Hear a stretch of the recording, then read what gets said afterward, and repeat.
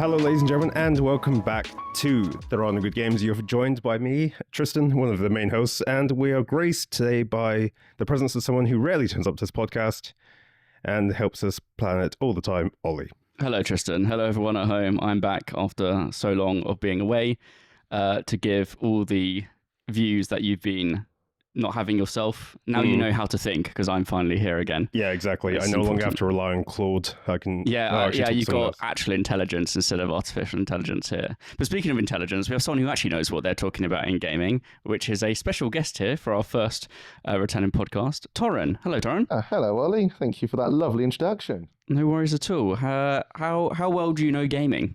I'd like to think I know it quite well. I did a degree in it. I like a bit of game development, and yeah, I like getting angry at it. That's true. You'll fit right in.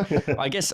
You know. Obviously, the name of the podcast is "There Are No Good Games." How much would you validate this particular line? I mean, I think it's a bit harsh. Okay. I don't think there's no good games. This is going to be a positive discussion this time. I think there's some. No, there are no good games. This is. Look, we'll get on to why that is later. I guess slowly over the course of this podcast, and this episode, you may come to view all games as negative from just sitting near me the entire time. Yeah, that's normally what happens anyway. Ollie is the Eeyore of this podcast. If the weather's good, it's too hot. If it's a little bit of rain, it's too wet. If the game's too fun, it can't be that enjoyable for that long. He is the Eeyore of the game world. I was like, we all agree it's too hot right now anyway, so it's not like, finally we're in agreement with something today. Yeah, 35 degrees and yeah. Eeyore's good. That's quite emotive for you. I know. It's better than Piglet. I reckon Eeyore's better than Piglet in the kind of scale of Winnie the Pooh. At least Piglet's fun, Like Eeyore, I feel like I wouldn't really trust him by himself, but yeah. Okay, speaking of fun, let's start off with the games in fact, normally you speak about all the games we played recently, but I don't think that's relevant because it doesn't even matter. It's been so long. We might as well talk about. Yeah. Well, we don't play games. This is true. We try and play games occasionally, but I think maybe talk about our games we played since our last episode. So I guess in general, for Toron, for you can start. I guess what games in the last year have you played that you're like that has been good? How have you spent the most time on a console or PC? A couple ones. The one that I only finished the other day is Splatoon Raiders on the Switch. I think it was a bit of a dark horse of a game. It's a bit of a side part of what's a really big franchise. I gave it a go. And it's actually a really fun single-player experience, which I don't think you see many of nowadays. I think there's fewer and fewer games where you can just sit on your own and play games and just sort of enjoy an experience without having to have friends join in. But you can on this one, but it's more single-player focused, and I just thought it was actually quite a bit of fun. How much of the previous, I've never played Splatoon series, how much of the previous two games have copied over in terms of the characters or abilities? Is that quite a bit? I played the first one quite a bit on the Wii U back in that glorious console. Then missed the second one, played the third one. I'd say a lot of it is the same sort of ilk where they have the same characters, the same sort of thing. There's these particular fish enemies that they're still always present, but they just sort of adapt and get stronger, and the bosses sort of have little puzzles to them. The biggest thing I can compare it to is a bit like COD Zombies, but for kids in that sense. It's a good game series. I love it. It's so fun. It's very good. Right, okay. Dare say a good game? I don't think. Okay, hold on a second. Just because you enjoyed it does not make it a good game. Okay. Now we're gonna. Okay, so let's find out why it's not a good game. What did you not like about the game? What would you improve on in the game if you were developing it? Right, so the game, I think, so when I was studying games, I think there's a good flow thing you can have in games where there's a little diagram across where you sort of, as the time gets on with the game gets more difficult, more challenging, so you're putting more effort in. I think the game struggled with that, where it was fairly easy to start with, still pretty easy, and then the post-game just went ridiculously hard out of nowhere, Right. And you had to sort of grind out loads of levels a little bit repetitively to get stronger to then sort of deal with those levels. So there was just a bit of a curve upwards that was a bit intense. So I will say the difficulty was a bit iffy. Isn't Splatoon it's majoritarily based on PvP and online though, right? From what I remember playing it on the Switch. Is that still the case? Or? So it's sort of like a story mode game. You've got a map and you can go around and you do a level. The levels are about 3 to 5 minutes. They're quite quick and easy, which is what's quite good about it. There's a lot of levels, a lot of variety, a lot of different enemies, but you can call people for help, so you get to randoms or AI bots, because they're called just fish names or whatever, and they'll come and sort of help you out, and you can go and help other people out and you get a reward for it, so you can do a level with someone else. And you can do it with actual friends, but I've not got any actual friends that play it so to do it with, really, so I've not tried that. That's fair. It sounds like it's an interesting game, but as you just discovered with your words there, that it's not a good game because of this flaw of difficulty, and it can only be good if it had solved this issue and didn't launch with it, and actually was exciting from step 1 all the way to step 100. I think it was still exciting. It was just the difficulty. I think it was still quite nice, and visually for the Switch as well, it was a very good game. And I think the physics and the sort of game mechanics in it are quite fun. With sort of this, you can swim around and how ink sort of splatters. You could say it's quite like a juicy sort of part of games, really, where they just sort of you can say that visualized part of it, where you can sort of have these different weapons and the variety. It's not just a point and shoot. You could have a paintbrush. I did used to go roll with the was it the paint roller back in the day? The roller. Yeah, just run around with that. That was like. I thought that was the entire game. That's all I've ever seen is people with paint rollers. I think the game's like the one I used to play. It was like PvP. You'd go online, you'd play the game for cosmetics, and you'd play the storyline for cosmetics as well. Yeah.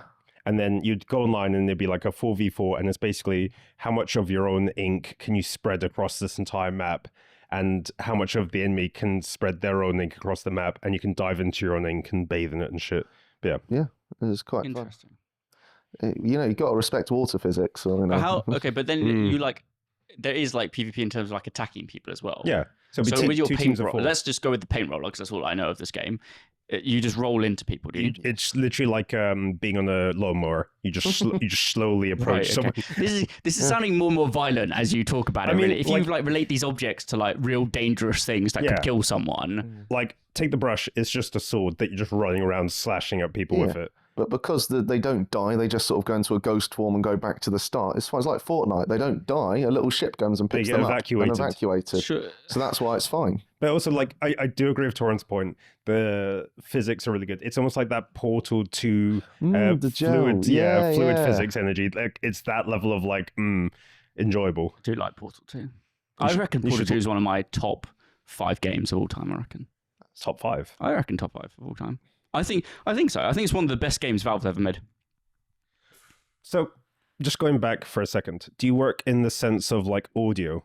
Like 0's too high, -1 is like the best it can be, -2. Oh, you mean like decibel levels? So like my curve is huge in terms of you just do have positive. You just like you have neutral and then less so negative. What I should say is my top 5 -5 games are as Portal 2 in it. Okay, that's fine. Okay, well, Splatoon is it called Splatoon 3? It's Splatoon Raiders. 3 is the one that's already out on the Switch. There's another Splatoon. There's 3 of them. Yeah, Splatoon's really good. Like it's huge with younger audiences and stuff like that. There's a weird niche where it's like really young audience, really old audience. There's like no in between. Yeah, and I think again, I remember at a time. I don't know if it's for the most recent one, but I think Splatoon was like the preferred first-person shooter in Japan. Yeah, it was like overtook some more mainline first-person shooter games. That's the thing, right? Like if you're a parent, am I going to buy my kid Escape from Tarkov, Modern Warfare 3, or I'm going to buy them a game where they play as a squid and shoot other friends with paint? Yeah, I think it's an easy choice, that really, isn't it? Yeah. If Escape from Tarkov ever came on the Switch too, I'd be quite surprised. I mean, they've just got Final Fantasy, but 14. But I mean, having EFT, one of the most difficultly optimized games ever on the PC, I think to put it on a Switch would be quite. They could have like like a drone sub mode where you're flying around as like a drone FPV bomber or something. The amount of Switch 2s that'd be thrown across the room into a wall of EFT as well would be quite high. Like if there was like. Oh, I know they're doing like the new Dark Souls type game, the Bloodborne 2 offshoot on Switch 2, aren't they? How dare you? It's not even Bloodborne 2. I think it's meant to be though, isn't it? Well, yeah. I mean, where's our Bloodborne remake is really the main question. Yeah, PS5. Okay, well that's good. So you've actually played a proper game.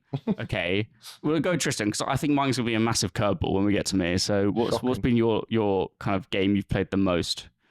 Game I played the most. Or what have you been playing recently that is like most memorable for you? Right. I think I know what I'm trying to get you to say, but I don't know if you're actually going to say it or not. So I've been torn for context. I've been subjected to Ollie whinging at me for about 5 years. This is unfair. And he's like, no one plays Final Fantasy XIV with me. It's really sad. I'm by myself. And it's not Toron's had this moment of people not playing games with him. You have to one up him on this. And 5 years. Yeah, he's been like that annoying like toddler coming up to him, like please play with me. You're like later. Anyway, and later arrived. Later, it finally arrived. I went around this house. We started playing it for a bit. I was like, this is cool. He's like, we should play it. It'll be really fun. And I'm not playing World of Warcraft at the moment. It's a little bit dead for me. And Escape from Tarkov, I like, but I do feel like ripping out my own like nails every time I play it. Mm-hmm. So I started playing that. I've spent, and here's for context why I dislike this game to a degree, 108 hours, and I've just finished the first core game. Not the expansion, not the second expansion, not the third, not the fourth, not the fifth, not the sixth, just the core game. And now I'm allowed to play the first expansion. How much, so just for context, just tell me, understand, is there like other side bits you've been doing like along, or is that just you've been plowing through with it? No, just, they call it main story questline, the MSQ. And I've just been doing that. And literally the last 3 hours was me watching a cutscene. That was basically a poor telling of Shrek 2 trying to get to the princess in time. The problem with the Final Fantasy XIV, I did warn you about it when you started playing it again. I said that the early game, like what they called a Realm Reborn, because the history of, I don't know how well you know Final Fantasy XIV, the history of it, but basically it was released and it was such a shit show that they had to like close down the game for like, I think 8 months, and then they had to bring it back up again, and they called it a Realm Reborn. And they literally rewrote the entire, like they remade the entire game in terms of like the story, like some of the systems. They even fired the director and put on a new director basically to take over. And so what Tristan's just done is he's just played what they remade there. And even then, that was like in 2010, I think that came out, maybe 2011. Maybe the first one came out in 2010, then what they call version 2 kind of came out then. But then since then, they've done 5 expansions. Yep. And so and the 6th one's about to come out next January as well. And don't forget the patch content after each expansion. Yeah. How big is an expansion? Like, this is the weird bit. So I've looked at the quest line. There's like 600 quests for the MSQ from start to finish. Right. No, maybe I'll call it 800 just for sanity's sake. 356 is just a Realm Reborn. Wow. Each one after that is 100. So that's kept you busy then. However, I would just like to point this out, and Tristan wasn't very happy when I told him this before. But okay, so there's an expansion which is the 3rd expansion. It's what they call version 4 though, because they count Shadowbringers, or is that Shadowbringers, okay. Right? And in Shadowbringers, without gameplay of the MSQ alone, 80 hours is cutscenes. Cutscenes, wow. Not even extra content, just cutscenes of the MSQ.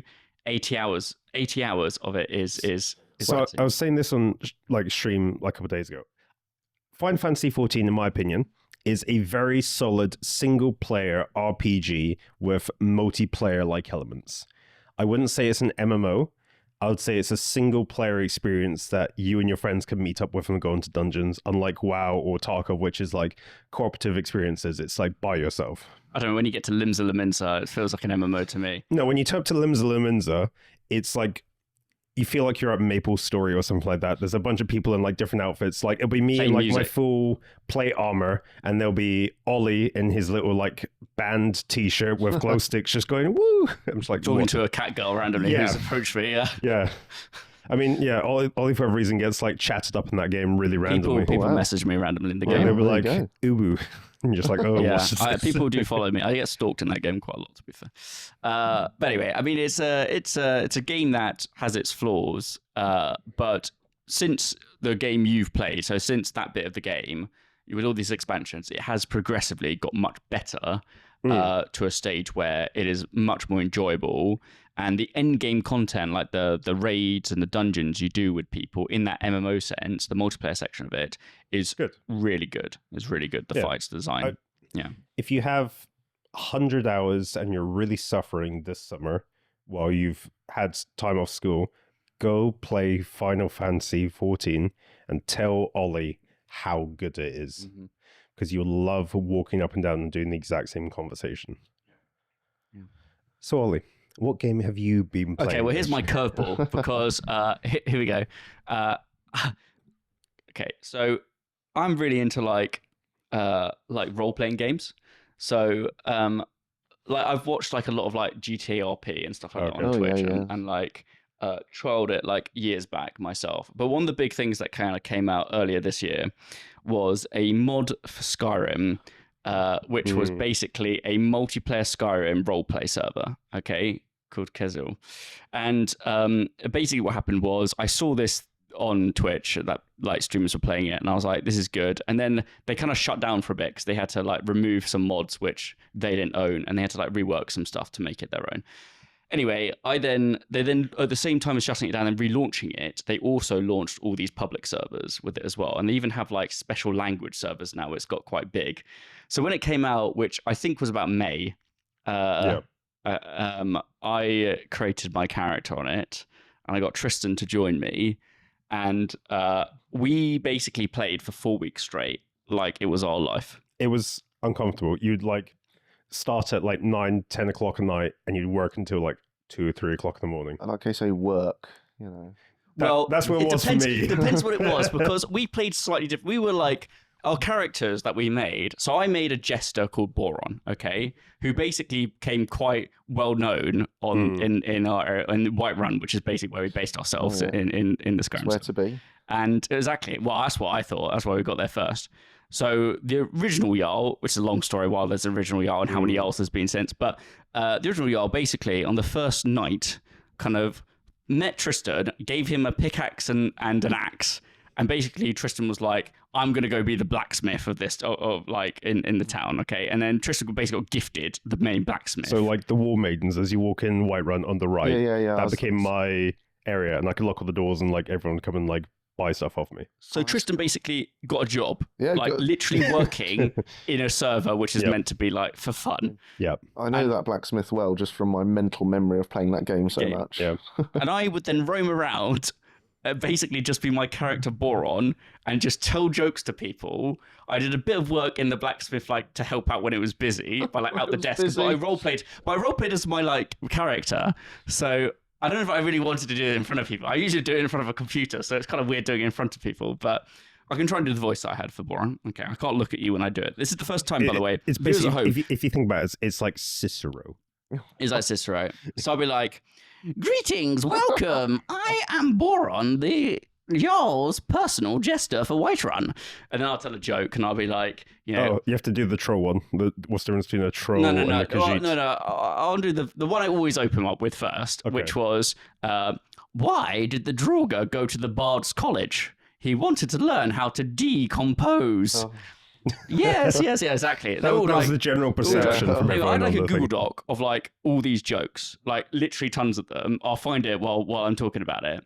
But like I would get well known, and I would like do performances. So if like someone came from one of the other towns in Skyrim to see the Jarl, I would somehow always be around at the right time, right place kind of thing. And I would do like a performance while they were waiting for the Jarl to get out of like another meeting with someone. Yeah, he would be like the warm-up, like... the warm-up act. He'd be the opening band, like before the main performance of the Jarl. Acts. Yeah. It'd be like, I was the main act. It'd be like, where's the Jarl? Oh shit, this isn't good. Quickly, we're out Boron. He'll keep them entertained. But also, play me off. No, but like, I think one of the things that made me laugh, I was watching. I was about to go to Portugal on holiday, and Ollie messages me just a Twitch link. I'm like, what the fuck's going on? And he's like, have a look at this. And they're about to go to war against one of the other cities, and they're like, to keep our morale high, we'll get Boron. Boron tells some jokes, and like they're fighting for Whiterun, and then Boron just pops out and just starts telling jokes to keep the morale high for the soldiers as they're fighting for their lives. I really wish I got like a highlight of that stream, because I was on like so many people's streams on Twitch that night, because I literally was just like the comic relief of this entire battle where we went to go like effectively throw out the Imperials out of Skyrim, which was crazy. It was really good. I mean, this is the thing. We kind of like dwelled on me telling jokes and you running a blacksmith, which were like the worst parts of the RP. Yeah. But like some of the best bits of what we did were like the big storylines, like this battle of throwing out people out of Skyrim and the Imperials, and like Whiterun being locked down, the Jarl being potentially murdered, and like there were good things like that. The problem was Thalmor kept with the Empire, the Thalmor. And the biggest problem was, though, unfortunately, the kind of game masters or people like who were like making decisions, they decided that they wanted to make too many changes at once, and like these storylines would just be like one after another, like each day. So if you like missed a day, some huge thing would have happened. You wouldn't know, and there was no like downtime to do what I really enjoyed, which was wander around aimlessly, tell some amazing jokes to people, some of them, like, people just listen to them again. Like, there was one guard, who I can't remember the name of right now, but like he and I became like quite good like friends, I guess, in the game, because he was always around. He's like, come on, Boron, tell a joke. And he actually ended up being a game master. I didn't realize in the end. But like, he would just like, come, Boron, do it. And then he would like get me to like different events to go like tell people jokes. And he would just like laugh at the same jokes I would tell constantly, because there'd be new people I was telling the jokes to. But then I would like get off of the end of the night and just like start writing more jokes for the next day. And I would just like keep going, like, and just write like, even like I've got here on our screen, go in front of us here. I've got like different like things like questions and like whatever. But I just like would retell potentially the same 20 jokes over and over again.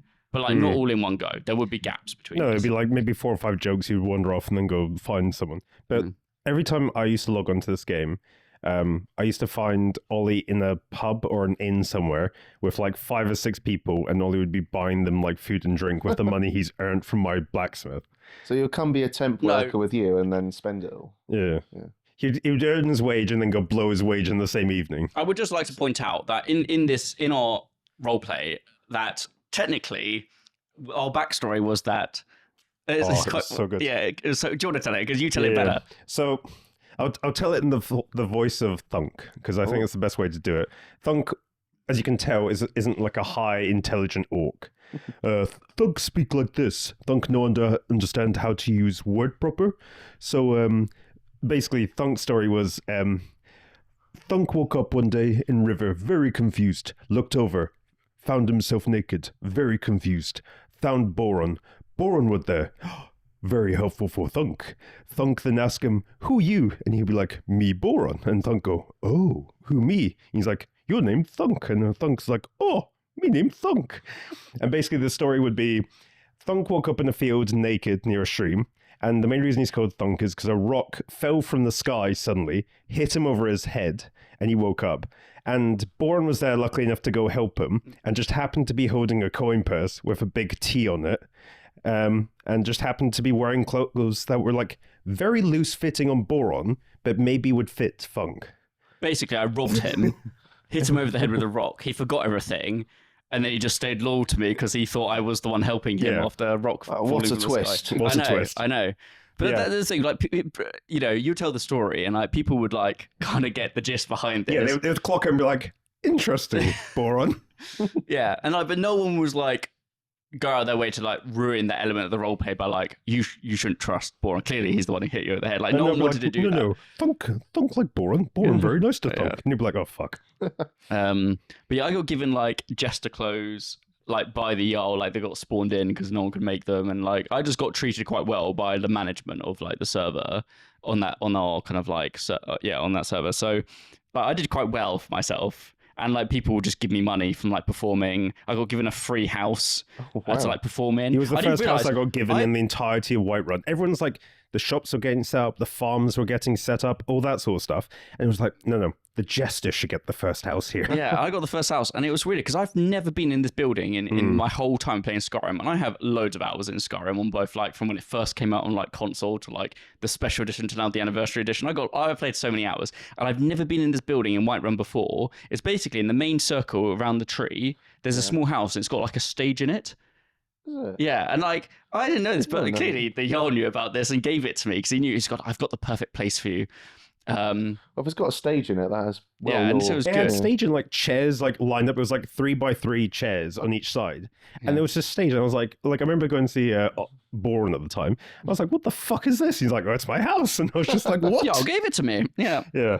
So yeah, but the problem is what happened then. We played so much. And like took it so seriously and like played into the early hours of the morning. I mean, your wife was going to kill you. Much. Like I'd go to bed at like 3 o'clock and she'd be like, "What the fuck?" But the biggest problem for me was that by doing Boron like that voice constantly for like maybe 6 hours a day, I ruined it after about two weeks. Oh yeah, we went to go meet up for like a coffee on like Friday. I was like, I'm exhausted. My wife was just like, "What the fuck are you doing?" Like, all I hear when I go to bed is like, "Oh, me Thunk. Oh, how you do?" And she's like, "It's a low the room next door, hearing that voice." And then basically I was like, "Oh, how are you?" He's like, "Yeah, I'm okay." And I was just like, is your voice okay? He's like, yeah, it's just a bit raspy at the moment. And I was like, oh, you fucked. So yeah, I had to rest my voice for LFG, which is a WoW event in London, and I was doing interviews on the live stream there for the event, and so I knew a week ahead. I was like, I cannot talk because like I've just got to rest my voice and I've got to get much better. And so yeah, I had to give up. But like that was like I would say that's my highlight of the year is playing multiplayer or role-playing Skyrim. So Ollie and I had the two different roleplay experiences. Ollie had adventures. He got to go off and meet elf girls and Khajiit girls and all that sort of shit. Oh yeah, I did have quite a party with me at some point. I laughed at one point, like, and this is we've got on like our Discord channel. There's like, she was just like, oh, I made you, and just sent a little gesture from, Metopia. Yeah. It was just a little gesture, and it was called Boron. And I was just like, this is wild. Like, you have now in like some girls like Metopia as like a... Boron has, escaped the confines of Skyrim. Yeah, of Skyrim, yeah. A real life following. And then for me, it was long hours working in the smithy, making iron, all that sort of stuff, and then charging people shit and arguing with people for like jumping and trying to like no clip into my forge. So when you would like own the War Maidens, you had your own forge, you had your own area and all that sort of stuff. And the rules were basically, if it's private, you're not allowed in there. So I had to go get like blacksmiths to like work when I wasn't working. I had to do all that sort of stuff, and I got to take. That's probably like a duty manager for this. Yeah, and like at one point, like the how many people did you hire in the end? I think I had like 12 people working. Oh for my me. word! But like they were all paying rent, so they were paying like 500 gold each to work a week, and my rent was like 800. So I'm like, oh, I'm making some good money. But they pay money to work for you. Yeah. Because they would keep the profit from what they sold. Oh, yeah. Okay. So basically, it'd be like it's almost like WeWork. You'd like turn up. You created the Skyrim version of WeWork. No, but it was the Skyrim version of WeWork. They would turn up, they would give me money, and they would be like, right, I'm going to work here for the week. I'm like, okay, put the money in chest, you're all good. And I'll take all this money. And I think at one point we had like maybe 10K, and we were like, shit, what do we do with this money? And we're like, we don't know what to do with it because we're not like... For me, I wasn't leaving fucking the confines of Whiterun. Well, that building, it sounds like. Yeah, exactly. And then eventually, at one point, I ended up selling the smithy for like 15K. So I think Thunk's pretty like well off, just sat there vibing by himself for like 25K. But there was a point where Ollie and I would like go off and try and do adventures. I would take 2 steps out of my building and be like, Thunk, can you make me this? And I'm like, Thunk is just trying to go out. But yeah, it ended really fun. Ironically, I got invited to the whitelist server, and Boron didn't quite make the cut. I think I was off too. I know. He was too RP and not economy based. Like at one point, I was like making a bank for the Whiterun, trying to work out how to like make money, generate income, to make sure the profit and all that shit didn't go through the fucking floor. Because one day you turn up, you don't want a money sink, do you? You don't. Well, that was the issue. Like we turn up we'd turn up one day, and they'd be like, "Oh, an iron sword, 5 gold." And you turn up like 2 days later, be like, iron sword, 200 gold. And you're like, this is like fucked, guys. It was, I think the problem is, like I said with the servers, like there were, anything had to be like big overarching stories. And if you weren't part of big overarching stories, even though I was a war hero, let's not forget. No, that's true. He was consecrated as a war hero. But, I think there was that, and also I didn't do any of the mechanics of the server. Like there was a whole like skill system, and they programmed it all, and like skill system pissed me off. I wasn't a fan of the skill system, which I just didn't bother with it. But loads of people would like go their skill new grind. They wanted people like grinding out, like playing it like a proper MMO kind of game and stuff like that. RuneScape. Yeah. Oh, let's not diss RuneScape here. I play RuneScape, but anyway. No, but you get people who'd be like, like Toron, for instance, you'd log in Monday and you'd message me Monday midnight and be like, guys, I've hit master, which is like the top level of like smithing. And you'd be like, I've hit master. And you'd be like, oh, okay. And it's like, I'm now a smith. And you're like, okay. But that's what they would do. Like they would just do that sort of stuff. But part of the issue with the Skyrim RP aspect is you had like smithing, smelting, hunting, what was it? Alchemy, cooking, that sort of stuff. Yeah. But you could only pick one.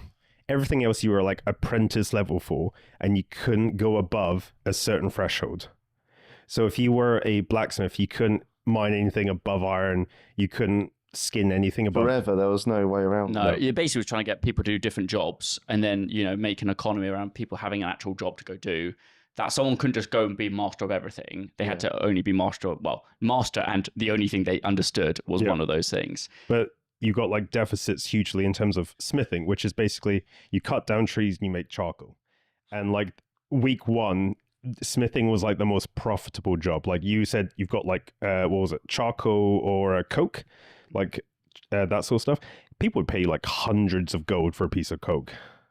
That's ridiculous, but yeah. Yeah. So I mean, that's why I spent most of my year. I think that's my highlight of the year. And it's not even like a proper game I had to buy. I literally it's a download a mod for a game I've owned for how long, you know? How many times have you owned that game? How many copies? I must have owned it 4 times. How many versions? The first time I ever played it in 2011 on the 11/11/11 when it came out, which is the day it came out. Yeah, yeah, I know. Oh. That's why I always remember it. I remember when that trailer came out. I was in ICT class in year 9. Yes, you should tell the story. Oh, and I was like, oh my, I want to play this game so badly, and I did. I had it on PS3, and oh my word, it changed my life. Yeah, like for instance, it was snowing one of the years that me and Ollie were at that location together, and out in the big area where it was like lots of space, buildings surrounding that square area, and he just yelled out "Fusrada" as loud as he could across the corner. Yeah, I mean, it was iconic. But to be honest, I mean, Oblivion before it was is my number 1 game of all time, maybe. Why? Because of not that it's the best game ever, but for me, it's what made me want to make games. Oh yeah, Oblivion is a phenomenal game. It's one of my most favorite. Did you enjoy the remaster? I did enjoy the remaster. In fact, I've got it. I got a new computer in December, and I literally I've installed it again, but I've not played it since I got that in December. But I played it when it came out in April or March, like April last year, for about a good month. But I do want to just play it again because it's an iconic game you can just go back to. Oh, just playing around in the arena and like going through. Champion. Exactly. Oh. I loved the adoring fan for a few minutes. Yeah. You know.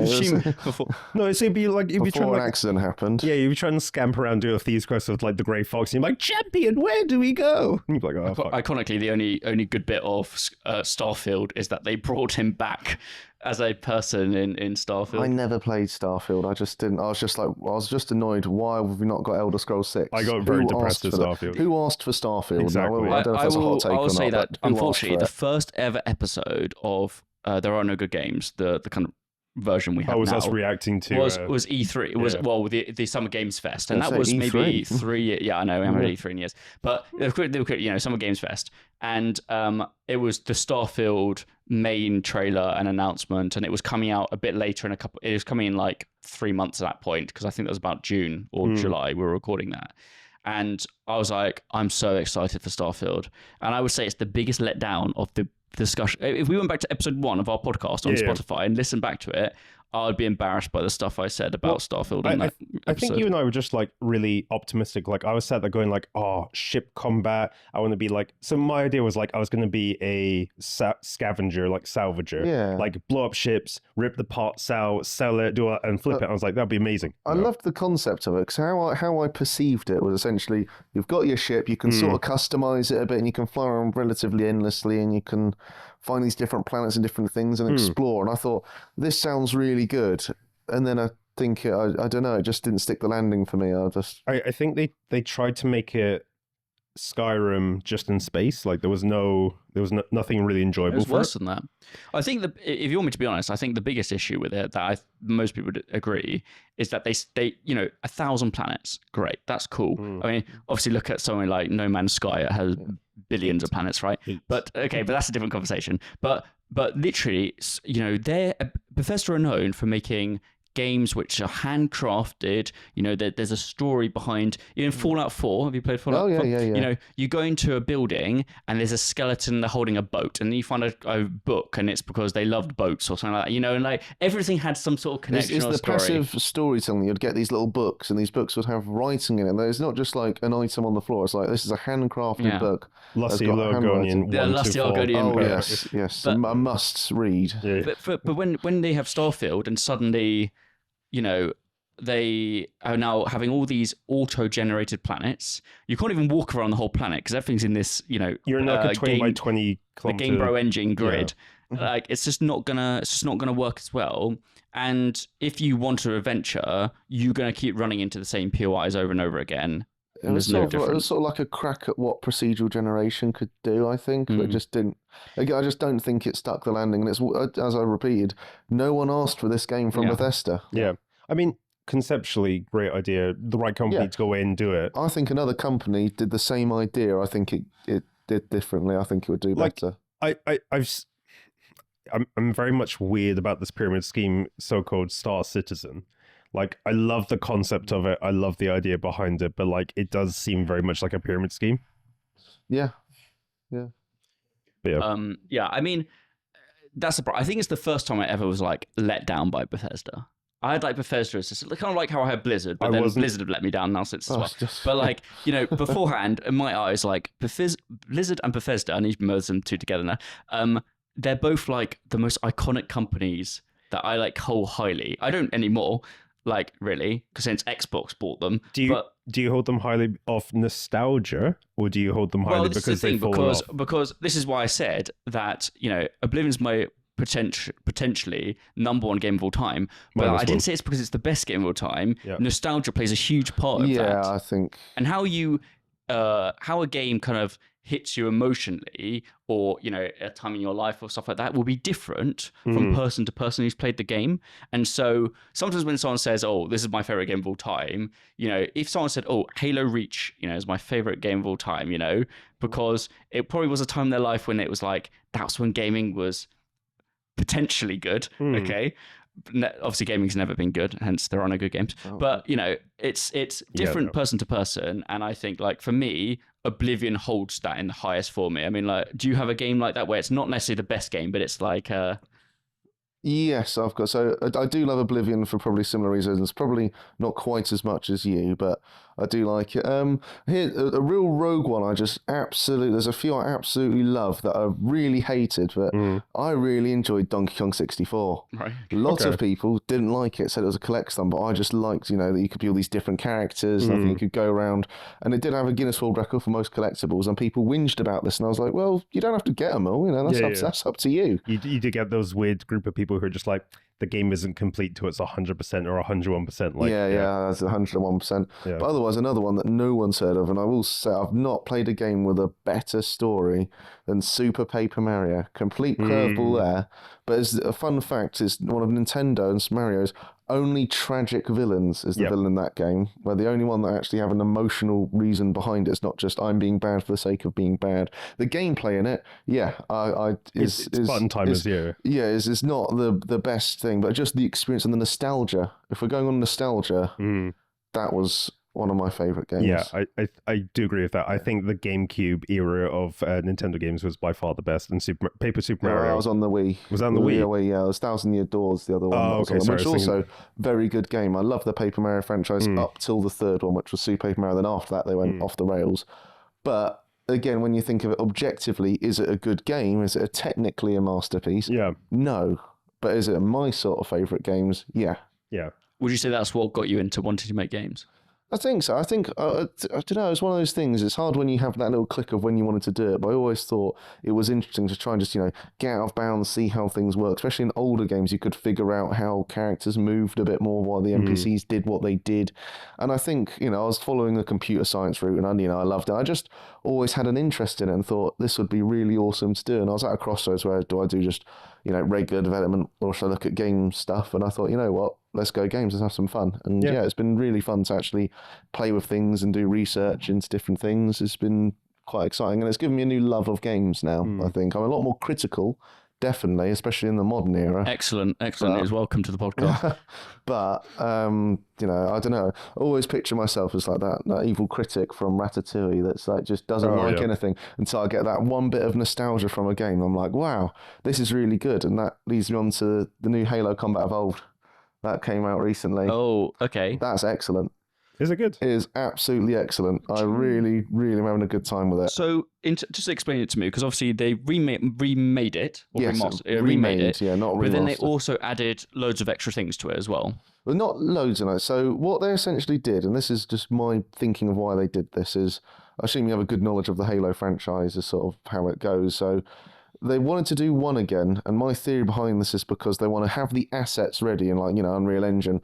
So they'll do 2 and do 3, and then they'll make a new game once they've got that trilogy done, but they've already then got all the assets and the world has been defined better. Yep. Because Halo 1 or Combat Evolved originally on the Master Chief Collection even with a reskin, which looks amazing, Blur Studios did a fantastic job. The cutscenes are like great. It's so clunky. There's no sprint button. There's health packs on the floor. No natural regeneration. All the guns are quite clunky. It all just doesn't feel very nice. Like, even though it's got a nice skin on it, it still feels old. With this, you have a sprint button. You can jump. Loads of different guns. The enemy placements are slightly different. The levels are built a bit different, and all the collectibles, which there's only like 3 or 4 on each level, they're moved around to a different place. So you can still have a good experience with it. A lot of people are upset with, it's slightly different and the voice acting's different, and they think it's rubbish. And my opinion to that is really, well, if you don't like it, just play the old one. If the remaster's going to be different, and hopefully it'll be a bit of a reboot to the franchise, because I think it's what it needed. But I played it through with a friend, and obviously on Legendary, and it's been quite a fun experience doing it with someone else. And for the most part, the online has been quite seamless. There's been 1 or 2 times we've played it and it's had some issue, but not. I wouldn't say too much, but I've had great fun with it. They've added stuff like brutes and stuff like that, which is kind of cool, because like they didn't have them previously. And then I saw the flood level being played. Yeah, the flood level. I remember as a kid, I hated because for me personally, I found it very hard to get out of that level. It's a maze. The old games is a maze where now you have the way markers, which a lot of people don't like that there's a way marker. If I'm new to Halo, which a few people will be when trying to jump on the ship at this point, because I believe it's on PlayStation now. PlayStation. And, so if you're new to the franchise, having these waypoints rather than just guessing or using the little hidden arrows pointing on the floor, which did exist, instead of doing that, you can actually play the game and go with it. How do you feel about what was I going to say? It wasn't that bit. Fuck. It's fine.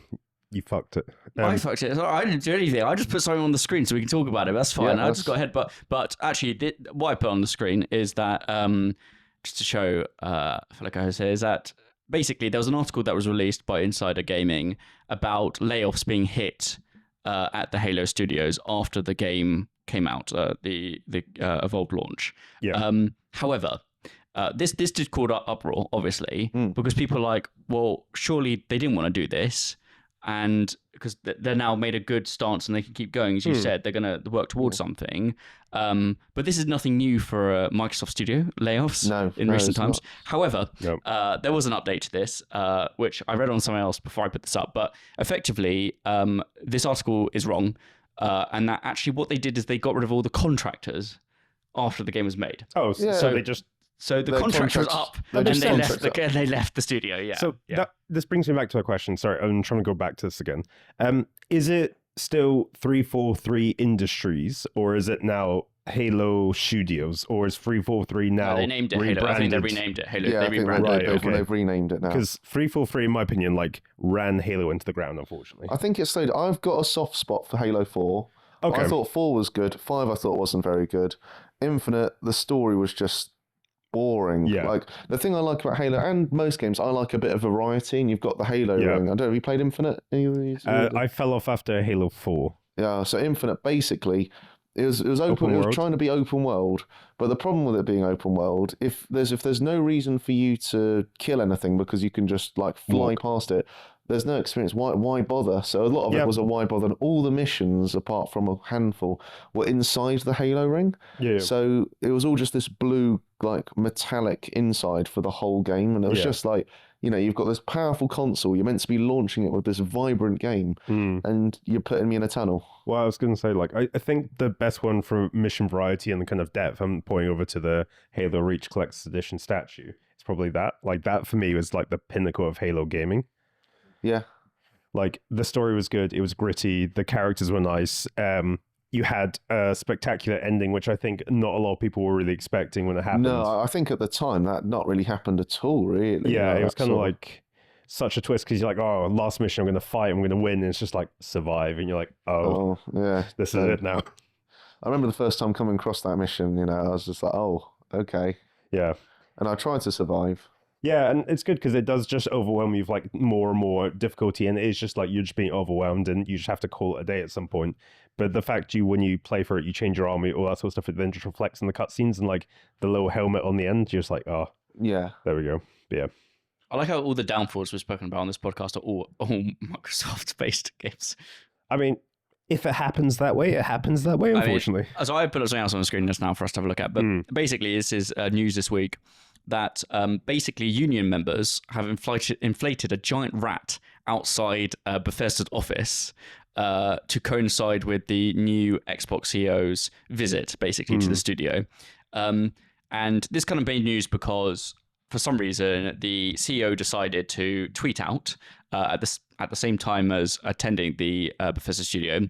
She said, lie through of the Elder Scrolls 6 and then start out wherever the game name is, which is I can't remember what it's called. Is it start out with the number of characters that should be? So I don't know. Like Hammerfall. Let's not read too much into it. Is it not Hammerfall? I thought it was Hammerfall. It is Hammerfall. It should be Hammerfall. That's what the trailer they launched 10 years ago, maybe, for the game when they started making it. They just found the Unreal terrain tool and just had a field day.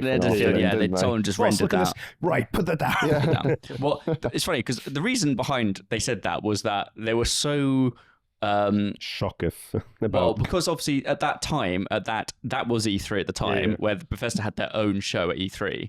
They were showing off. They were announcing Fallout 76. And obviously now Fallout 76 is looked at as quite well by a lot of different players, and people do like it. It's like its own community now. I don't think like the hardcore Fallout person wants to play it, but like people do like it, and it's quite popular, and clearly it makes some money. But they had to show off that trailer, and then they also showed off Starfield announcement as well. Even though they had that was actual Bethesda, a game studios game they were making in the main office. In Rockville, but another studio.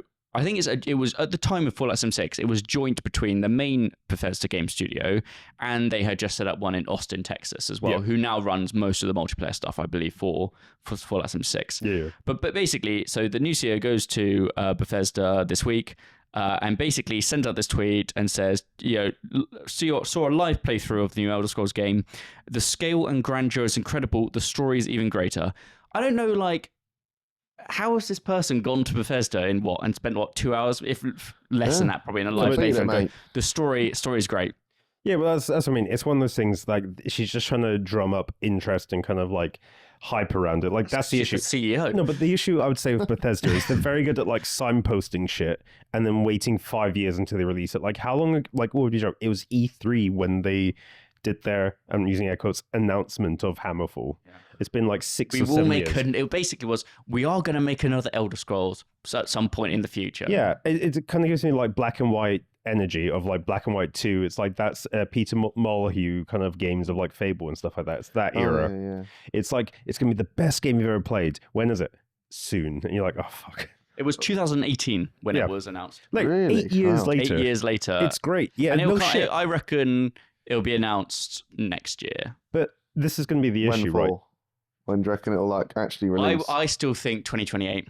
Yeah, I'm not surprised. It'll be a Christmas 2028 gift. I think because now of all this union and stuff like that, I reckon like there's not going to be as much push like there used to be in the gaming industry of like, we've got to get this out, this year, whether you like it or not. Well, it's what is it? Let's stay clear of GTA 6. I think there's definitely some. I bet there's been plenty of studios behind the scenes and seeing GTA 6 when they did their announcement going, yeah, okay, we'll push that. We'll push that back. Or we'll do it. There's a game that was announced recently, I think at some Games Fest, that is releasing on the same day purposely. Yeah. Because it's like a different type of game, and their only competition is GTA 6. And like, well, the people who aren't playing GTA 6 are going to play our game anyway, and we're the only one. So, but I think the issue nowadays is like, and this can tie nicely back to the Halo remaster. Studios are spending so much time making things so detailed. So a good example is Halo Remastered. I was watching a video where they've got telemetry and geometry of you now running over the sand in the silent cartographer level, and basically showing off how great it is, and people going, why do we care if the sand's getting like ripped up as you're turning the tires? Like, that's not interesting. Like, people are putting so much time, effort, and money into this sort of stuff, where you get to these games where at that point the studios either make or break, and they charge like £80 for a game. They make it and they go, oh, we got so much money, we've paid everyone, right, now we need to do another 8-year project to make it super detailed so everyone needs to play us. I think we just need to reduce the scale of games now. I sort of get that. But like, I think in that mission there was the water. I don't know if you saw that. Like, there was quite a few clips of like the water looking really good and things. And I think for that particular game, so I disagree, because the story's there. The level design is there. They didn't change it that much. So with a whole studio working on it, this is their time to sort of show off. Yeah. And like if you're going to got a new particle system or fluid system that you can show off or play with, this is sort of your run test of doing it. And I think because this isn't like a brand new game and, you know, taking age, they had, again, this sort of the third time it's come out really, so they had to get it right. But yeah, no, I think there's definitely a line of, you know, how much do you put in and how much do people care, or how much do people just want to play the game? Well, let's take this right as a working example. Let's take Elder Scrolls Hammerfall, as we're calling it, right? If you play Elder Scrolls Hammerfall, it's been in development for 8 years with a team of... No, it hasn't been developed for 8 years. They probably decided that they were going to make it and do it in that location. They probably only started working on it about 2-3 years ago. You think 2 or 3 years ago? Yeah, because they were making Starfield. I bet there's a couple of people that had a little storybook in the little back room. Yeah, sure, like in the background, but like, you put like, you know, artists working on stuff, someone putting something into the actual game engine. I reckon it's only been 3 years. Yeah, but you'll have like a project manager, you'll have like a game director, a game producer, you'll have a team of about like 10 people at a minimum working on it. And if you bring that budget across for 8 years, adding and like swelling and reducing it as you go along, that's a lot of money. And like, I think the issue is now with like games signposting themselves 8 years into the future, your expectations are so much higher nowadays that I think it becomes unrealistic. So no matter how well Elder Scrolls does, people will be like, wasn't as good as Skyrim or wasn't as good as Oblivion. No, they left it too long. But the problem is, you know, we talk about how long games are taken to be made now, but do we really want to go back? I mean, but I remember just probably on this podcast last year when I was recording before, you know, I probably said, why are we making a new Call of Duty game every single year? Even though I don't play Call of Duty games anymore. It's the same thing. Like, I watched a video today of a guy who, like, he runs like a small YouTube channel, and he's tried to remake I think it was like the 2008 or 11 Need for Speed in Game Engine, Game Maker, sorry. Oh, wow. Okay, which is quite right, it's crazy. It's basically a 2D game engine, and it's a really cool video. I'll send it to you later. But I watched it, and he was like, when they, you know, at that time EA was like, oh, we've got to relaunch Need for Speed, and we've got to release a new one every 2 years. Do we really want to go back to that time where you literally just been dumped with a new sequel every single 2 years? I think at the point in time, I think we're between two elements. We're sequel slop every year, or early access hesitation of, I'm going to release the game, it's not ready for another 5 years. Take Valheim. Valheim came out, like 5 years ago, and it's just coming to 1.0. Like, come on. You get a lot of games that just like early access or game preview. And I know plenty of people that won't touch it because they don't want to go, game preview, or people that do it. And I've seen reviews because I like looking at reviews on the store sometimes just to sort of get a feel for it. And they'll say, oh, this isn't working. Oh, it's not very long. And it's like, well, it's a game preview. And, you know, like how much do you put in that before it's a real game? And then it's just sort of probably pushing people away that might have gone for it on a new version. So Ollie and I have a running beef about No Man's Sky. So I played it day one, and my view is they gave it a bad review and should stick with it because you should be punished for overselling a game that is not quite yet developed with the whole multiplayer aspects and all that aspects and like huge giant world you can't see each other. Ollie's point of view is like, oh, you should live and like learn and forgive people and then change the review as they progress forward. Mine is like, no, what you do in later is complete up your thing. Expansions can give you different reviews, but what you've done for your first release should be punishable. I'm surprised it's that way around that you two think that. Well, because okay, so I do agree. Sean Murray, when he was, again, like, it's the 10th anniversary of No Man's Sky. So before then, it was like 12 years probably when it was announced, right? Maybe more. And, you know, he oversold the game he was making by a significant amount. Let's not be real. He lied a lot. Like, there's no point being around that. But since it came out, they have released something like 28 updates, big updates, significant updates. It's been 10 years and they're releasing yet another one later this year. And they have made the game, and I'm not playing it now, but like they have made the game better. People in that community are happy and they love the game. There is positive feedback about it. And what I'm saying is that, I think it's bad when a company releases a game that is clearly unfinished. They've lied about certain things, which definitely shouldn't happen. That's definitely what I think we should draw the line at. However, we want games that we enjoy to play, right? Yep. If someone's like, I really wanted a space game where I can go mine on all these planets and discover planets and, see all these monster things that I've generated, whatever, that's what they want to do. Yep. I don't want to take away from them that suddenly, well, the game's released in this review, in this way, and the company's not going to make it any better because they can never change the perception of their game, right? So the review score makes a huge difference about that, right? We know like what Metacritic, when we think about films, think about when you look at Rotten Tomatoes or Metacritic, stuff like that, you see that rating, you're like, I'm probably not going to go watch that film. It makes a huge difference. Yeah. I think there's a difference between, so prime example, you've got the critic score and the people's opinion. A film critic can go in and be like, this is how I think the film is. I think the film's bad. Like, take Odyssey, right? People can be like, I think the film's overhyped, blah, blah, blah, blah. The critics can say, I think that. But as long as the people are like, oh, watch this second time, third time, it's really good, it gets better, here's where I recommend you do it, that's fine. I think my issue is you've had IGN and all these big game journalists being like, we've changed our review of No Man's Sky 10 years later. And my opinion's like, that's great. Have a look at the Steam reviews for recent. Don't change your first opinion because the game's now changed. Or if it's No Man's Sky, release expansions or DLC, I'm using air quotes again, and basically signpost the different update spots you've done and then take different reviews. I think a whole game needs to be reviewed start to finish once it's done development or once it's been released, or the expansions. You can't just say, oh yeah, No Man's Sky is now like a 9 out of 10. But 10 years ago, when everyone actually bought it, it was like a 2 out of 10. That's good, though. That would be seen as a positive. Yeah, I agree. Yeah. But what I'm saying is, like, I think you should still have the 2 out of 10. Talk about why it was good. Sure. You can have an update, like in an article, it goes, oh, we've updated it since then. I mean, the thing is, with No Man's Sky, all of those updates, and there's probably more than ones I've just said. Yep. But that's how many I remember off the recent trailer they've announced and released. All of those were free updates. You sent the DLC. There's not a single DLC for that game. It's all free. Everyone's got all those updates. It's made the game infinitely better. The things that Sean Murray said when he announced the game are now true. Yeah, but here's the thing. Why can you do free updates? Because he lied his arse off to get the money in the first place. I don't think that's true because, sure, they could have just gone, well, we're never going to make as much money as we did at launch, which actually is not true. I think they've now made, making all those updates, they've definitely made a lot more money back, for sure. And they've added VR and stuff like that. And obviously that's a whole new in-game currency and stuff. But it's true that you shouldn't release a game and suddenly go, well, it didn't get well received. There's no point fixing it. But also, as someone who makes and releases games, obviously on for Yes Comrade, there's a few negative reviews on Steam. And I'll look at that and go, okay, well, some of these points are relative, I guess, and relevant to what I'm making. So I'll go and fix them or I'll do something about it.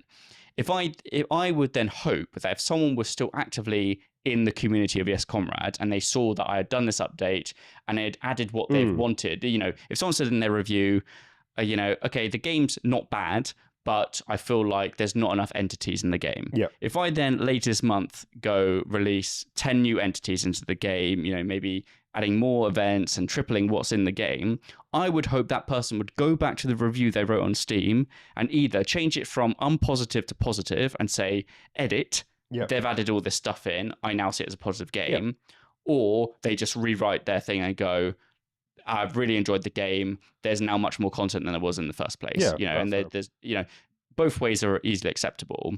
But I think that's really important, especially for indie games, that if you make a change and you do it in a positive way, you should be rewarded for it from reviews. Agreed. I think people should have the right to change their mind. I think absolutely people can go, you know what, I reviewed it, didn't like it. Like No Man's Sky at first. I think No Man's Sky was probably the textbook study of it released badly, but they kept with it to make it a good game, where there's plenty of games that I've seen that have not done very well, or I was interested in, but the studio, and they just cut it. The key one, which no one of you had heard of, was Battleborn. It was basically a similar game to Overwatch.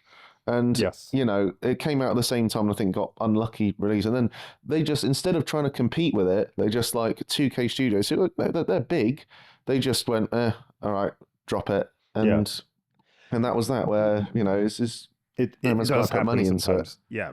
I mean, this is also relevant because, obviously, they're still adding updates to this game. They've still got another one that they've announced in their 10-year anniversary trailer that came out a couple of days ago. They're doing another update for No Man's Sky. But also, 3 years ago, they announced their next game, Light No Fire, which is kind of like a RPG survival game, again set on a huge planet with generation and stuff. And they've not said anything about this game since the announcement, really. That's good. But they clearly learned their lesson. That's good. That's fine. Let it cook first and release it when it's actually done in the oven. And that's what they're doing. And also, when Light No Fire hopefully eventually comes out, and it could be quite good in terms of actually allowing people to explore an open world, go on adventures together, multiplayer, like they've now they added to No Man's Sky, because that was one of the promises. They said it was multiplayer and it wasn't. So hopefully that also goes for another 10 years once that's released as well. Yeah, and you can tell there's passion in the game they've made, and it's important to them. So we do disagree about this. However, I think it's important that people should be given the most up-to-date information. Yep. And if I search for a game and type review in, if suddenly I'm on Kotaku and it's been given a 2 out of 10 years ago, when actually I really wish it gave me what's currently in the game now, because I would have maybe missed out on playing the game. No, so I think my point is like it should be initial this, like it's like Steam. What was it? It's like reviews and then recent reviews. But anyway, that's a new feature on Steam. No, but I think that's a smart idea. Like it should be like, I don't know, No Man's Sky, disappointing, overwhelmingly negative. New reviews, overwhelmingly positive. You're like, oh, okay, they've made a lot of developments, so it's some changes. Like tracking that makes sense. I can see that there's, you can see there's a journey. Yeah, like that sort of stuff. I just hate when game companies like, and this is me extrapolating here, take it to any other industry in the world. If I'm a technology provider, if I'm a healthcare provider, and I lie about my products and I sell them and make a shit ton of money, I get taken to jail. If I'm a game company, I think that's true. I think Palantir are fine. I think they can say whatever they want. They'll still make money. No, but you know what I mean, right? Like if I'm lying about stuff, if I'm a bank and go, oh, join this, you'll make a crap ton of money off our stocks. You go, oh, okay, perfect. And if I'm lying, I get taken to jail for that sort of stuff. I think Sam Altman, to a degree, classic. what he did with Hello Games is a little bit of manipulation of the market.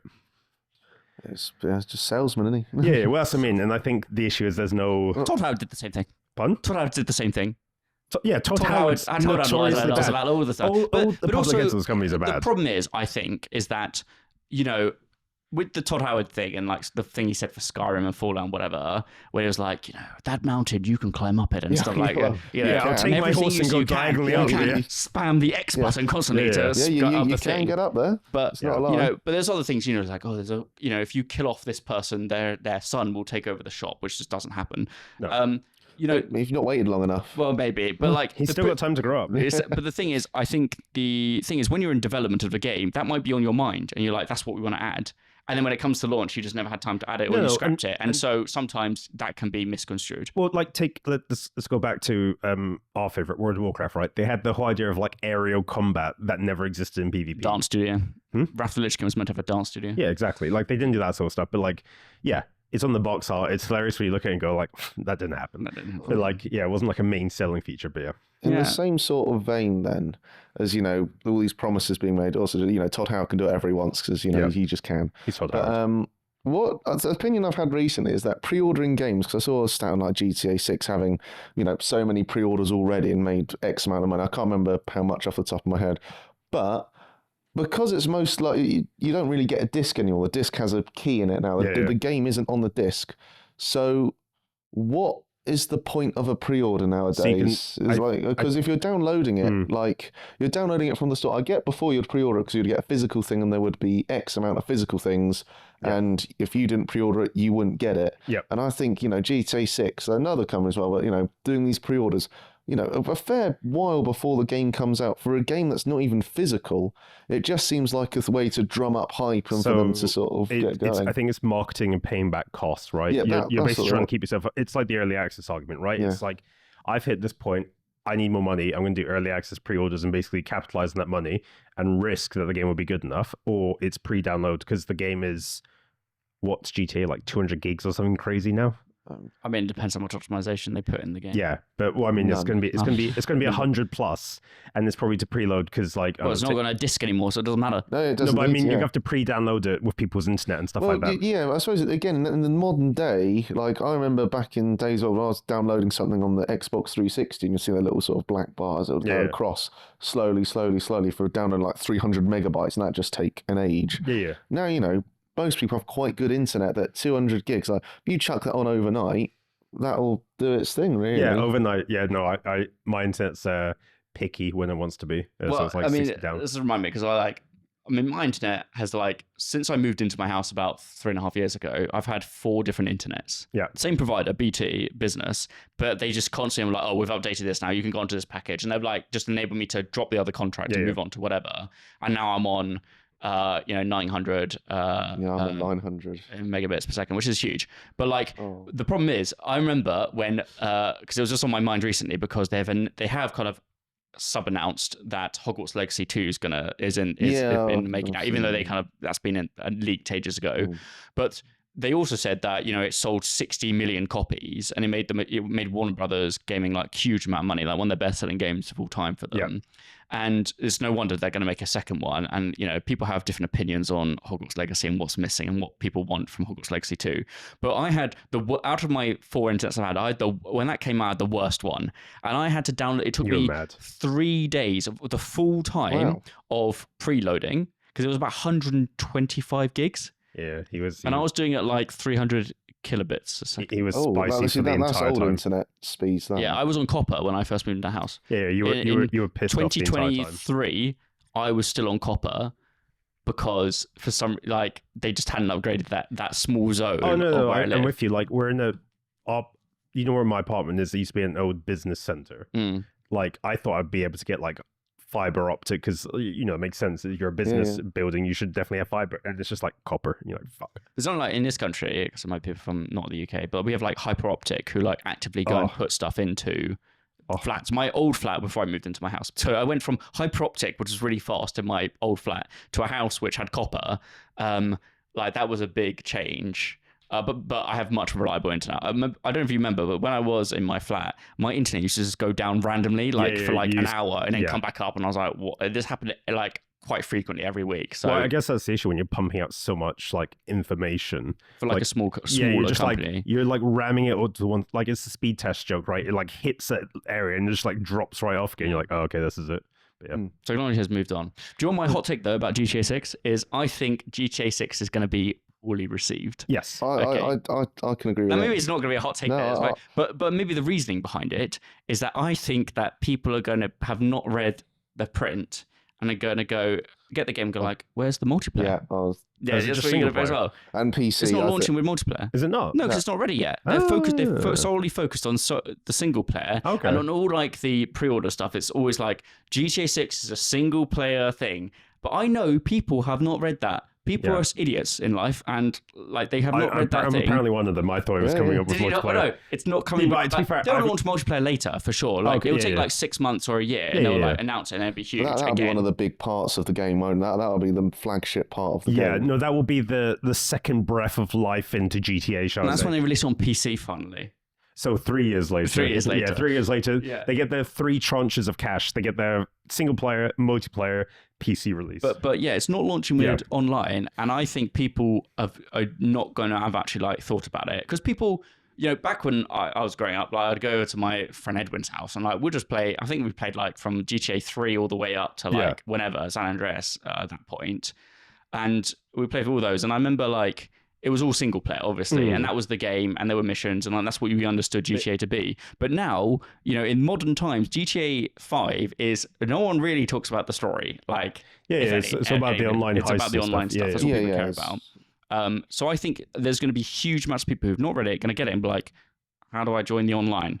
I'm waiting to go on Reddit or some other thing. I'm going to log on to Facebook after 6 years of not going and just find some sort of group for GTA 6 and just see the meltdown people are going to have about Facebook. It. Yeah, that's true. I had a similar meltdown with what was it, Red Dead Redemption Undead Nightmare back in the day. Oh, wow. So I bought the game, the physical copy, and it said local play 1 to 2 players, and I was like, holy shit, they've made Red Dead Redemption co-op on the same thing, and there's zombies. I'm fucking set. Bought it with my friend round, loaded it up, and it was like, oh yeah, it's local play online. I'm like, what the fuck is that? But yeah, no, it's just so disappointing. Yeah, so that's clearly not hot take. Clearly is. There's been a lot of lead up, and one of my friends sort of said, "Oh, I think it's a bit too over. There's been too much of a lead up," and it's not really, because Rockstar actually didn't release anything until relatively recently. Yeah, it's not, but it just got leaked years and years ago, and they sort of knew they were working on it. But from GTA 5, I know plenty of people that I don't think have even touched the story. They don't care about the story. They just they love the multiplayer. There's probably a lot of RP and things that go along with that, and there's loads of stuff they do there. And I think it's going to be so different that it could be a shock. And I think, but it's just so big. There's so much money and time that's gone into it. Is it going to be buggy when it launches, or should it be perfect? Well, yeah. What's it going to look like? And I think for the cost as well, was it like £60 to £80 now? No, it's more than that. It's like base value is 80, and it goes up to like 120 or something. And I think you're going to get, to your point, you're going to get a lot of pissed off people because they're going like, oh, £80, it'll be perfect, and it'll be like buggy, unoptimized, not used to, I don't know, Colin's shitty internet, and who haven't been downloading this package, you'd be like, Mom, what the fuck? It's not gonna. I think it's gonna be rigid. But I mean, we haven't even got to the Netflix point, which is that at the end of this month, in August, if you're listening to it in this month, it'll be up by next week. What? This will be up by next week. So okay, great. So the big announcement this week was that the big preview before the game comes out is going to come out on Netflix at the end of this month. So maybe like a 30-minute video. Oh, that'd be cool. Okay, right. But the meltdown has already happened where it's like, why is it on Netflix and not YouTube and stuff like this? I think it will go onto YouTube pretty 6 hours later. Yeah. So it's on Netflix when it comes out on like the 30th of August or 29th of August, whatever it is, at the end of the month. And then it's an exclusive for 6 hours, and then it will drop on YouTube. Yeah, but you wait, there'll be certain streamers lined up to have like that version on their stream ready to go. People are going to get DMCA'd. Yeah. You're going to have a giant takedown. Yeah. I've got a point on content creation later, but yeah, that's fine. That's the thing, like, I wonder how much Rockstar got for that. No, actually, do you know what? They paid Rockstar, Netflix. I don't know if they paid Netflix. They definitely did something with Netflix. But Take-Two and Rockstar actually approached Netflix themselves, and they've not really said why, but maybe they did it to get some money and thought, oh, we can actually earn some money this way. But actually, what the leaked theory is at the moment is that because the previous trailer, when they uploaded it to YouTube, was then leaked a day early by someone at YouTube. Oh, they don't trust them. They don't trust YouTube anymore to look after the content. I mean, okay, I can see that, yeah. But they know, obviously, Netflix, no one's leaking.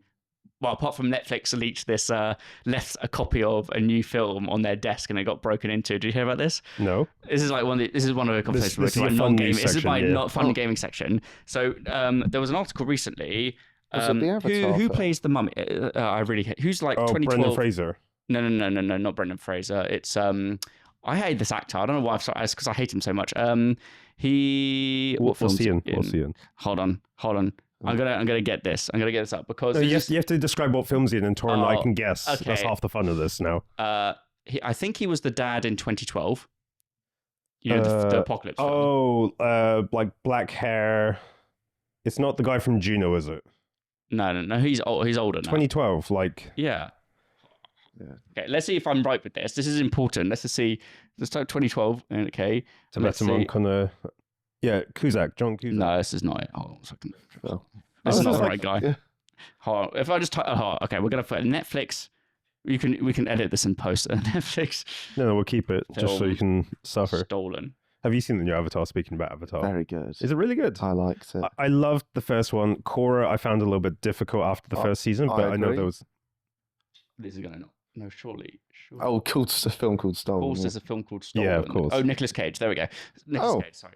Sorry, when was he in 2012? Oh, he looks exactly the same guy. Just said Ghost Rider. I was long legs or... I was mental. I was on a national blank thing. Anyway, you could have picked like a giant filmography here. Let's go back to what I was saying originally, which was Netflix are trustworthy, apart from where there was a stolen. This was news last week, where a film was stolen from Netflix's office, losing a drive on a hard drive that had this unreleased Nicolas Cage film on, and now they're suing Netflix for losing the film, basically. Yeah, the World War II film Fortitude, right? I don't know what it's called. Yeah, it's Fortitude. Oh, okay. Yeah. But if you read a little bit under the the thing in this article, I just seen knowledgeable for 2 seconds. I can't see this. But anyway, obviously they're clearly trustworthy enough not to leak everything properly by accident if someone breaks into their office. Do you think Netflix are now going to have like prime security that week where they're like, no one can break into our offices? Or no, I think there would be like servers? A giant company policy blast, which is like, please clear up your work desk after leaving. Please make sure everything's locked up. They'll lock up the editing rooms and all that sort of stuff now. No, I mean, like, I think there'll be cyber attacks on Netflix that week. You think? In fact, I reckon there's going to be a DDoS attack on Netflix at that exact time. Yeah, there'll be a DDoS attack because someone would think it would be absolutely hilarious to do that. Yeah. It's not like GTA 6 hasn't had its cybersecurity errors along the way anyway. No, exactly. I mean, it's like every year, this teenager's gone to jail for hacking Rockstar for this, leaked footage on their Slack or whatever it was. But yeah, no, this is pretty big for them to do on Netflix. I think it's probably the first game that's had its like a premiere. Yeah. Yeah. That's sort of what they're showing it as, isn't it? This isn't a trailer, it's a premiere. Well, this is how we're kind of moving across to like streaming services being like replacing TV, satellite, and Sky and all that sort of stuff, right? It's happening slowly over time. Yeah. I watched a video this morning, which was like, I think it was like a 10-minute video, and it was about you might have seen it, which is like someone who starts up their own home lab server. Yeah. And it's like where they start, and it's like an animation of like, now you're doing this, now you want this, and like suddenly they've gone from getting like an old laptop which has like a Plex server on their shelf to like suddenly having like a data center in their garage basically, and their wife leaving them and all of this, and it's like all because you didn't want to pay for a Netflix subscription basically. Yeah, no, that's fair. But I think it's interesting that Netflix doing this. Obviously they've gone down like the live stuff recently, and well, they do like live TV shows. Like I watch a lot of this is me and my wife's guilty pleasure, Love is Blind. So we watch like the Love is Blind like live shows and stuff like that. The thing with live shows and Netflix, I think why they've moved to live shows, they can't cancel it if it's live. Exactly. Everything else they just seem to cancel. As it's or like move to a different country for a period of time. So many good series on Netflix that have gone. That just get cancelled. There's just their philosophy that they'll take more or less everything, but if it doesn't meet a certain threshold, then you're not getting a season 2, sorry. Yeah, well, I mean, like, to be fair, they have to be really brutal. So I think technically The Odyssey is counted as a flop from a film point of view because it hasn't made 50 to 100% of its money back. It's been over $1 billion already. No, but what I mean is like, no, I don't. Yeah, it's gone over $1 billion. Has it gone over $1 billion? Yeah. Sorry, I think there's like certain timeframes they need to do for this sort of stuff. Like if you don't make over 50% in profit or 100% in profit, they normally can your film for the next one. Don't actors work for free on these Christopher Nolan films these days? No, they're like, I'll work on your film. Yeah, you must accept me. Yeah. I think you do get some who are just like, I just want to be in a Christopher Nolan film, so please just let me on it. But yeah. I think that film had the same shtick as the original Avatar film where, instead of it being sort of that, visual, it's just another visual experience at the cinema. And I think it's been really good for the cinemas, or I should say the 3 that are properly IMAX in the country, it's been good for those ones. I think recently it has been better films going to the cinemas. Yeah, I think cinema culture is coming back, but I think the issue is it's just so expensive. It's just why you play Final Fantasy. Yeah. I play Final Fantasy and just listen to Ollie talk to me. I'm just like, this is just as good as the Odyssey. I can do the voice acting. Yeah. Whenever there's a jester character, you can just call me up. Yeah, and Ollie I'll just join whispers in my ear random character things as he's watching my stream. I'm like, okay, that's fine. Thank you for that. But yeah, interesting. Yeah, let's do this. Well, that's enough negativity. I think we should talk about something a bit more positive. And I was going to bring up something that Toron's been working on the last year. Oh, yeah. For a year. I guess you've done it before. It's been in the works. I'm not a person that runs it. I'm sort of someone that just gets involved a bit. You're growing. You'll help growing it, though, aren't you? Yes. Yeah. Yes. So do you want to tell us what is this thing, the project you've been working on? So this project that I've sort of been helping out with is called Arcademia, and it's basically a game jam. And for those who don't know what that is, you get a set amount of time, like 48 hours. You get a theme. You make a game. It's quite good fun. The first time I did it in first year, I stayed up for 36 hours in a row. Not a good idea, but it was quite fun anyway. Yeah. You just sort of eat sweets at McDonald's and don't shower in a room with other people that don't shower and eat sweets. And so a league tournament. Basically, it's a bit more hygienic than that. But, Okay. Not Magic the Gathering. No, it's like Yu-Gi-Oh! It's not quite MTG yet. Yeah. We're at Yu-Gi-Oh! Levels, I think. Yeah. But essentially, that's the concept, and it inspires creativity from a lot of people. And what's good is it inspires a lot of teamwork. Yep. And through uni, it was really good to just work as a team, see other people work as a team. You develop different things. Often with game jams, especially the early ones, they flop. The game doesn't work. It's bugged, or just before you showcase it doesn't work. Yeah. Where the thing that this one's different is in places that do it are they build their own arcade machine, so Arcademia. Okay. So we physically build an arcade machine to do this, and then make the games for an arcade machine. So that's cool. sort of one of the novelties. That's a bit new, you don't see that very often. So the idea is for an arcade sort of game.